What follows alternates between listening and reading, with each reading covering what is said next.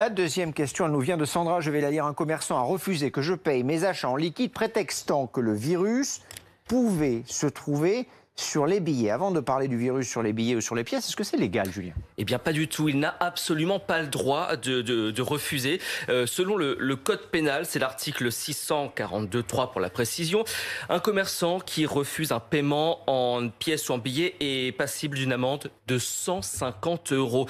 Et en plus, le refus de paiement liquide n'apparaît dans aucune mesure qu'on a pu lire dans le cadre de l'état d'urgence sanitaire.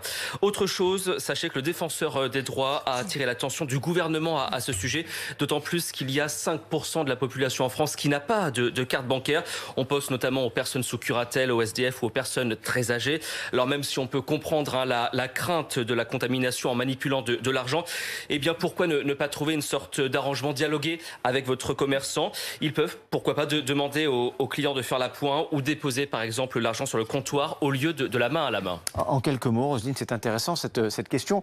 Est-ce que d'abord le coronavirus peut se trouver sur des pièces et sur des billets? Et s'il s'y trouve, est-ce qu'il peut être transmis par ce biais? Oui, effectivement, ils peuvent être souillés. Enfin, c'est pas nouveau, hein. Les pièces et les billets sont dégoûtants en temps normal aussi, propagateurs de vecteurs, de microbes, de germes, de virus, de tout ce que vous voudrez. Après, on les mange pas non plus, donc vous lavez les mains, tout simplement. C'est vrai que les autorités recommandaient les paiements par carte, voire carte sans contact, c'est l'idéal. Après, si vraiment on peut pas faire autrement, on se lave les mains après avoir touché de l'argent, ce qu'on est déjà censé faire en temps normal, hein. Ça, c'est pas nouveau, hein.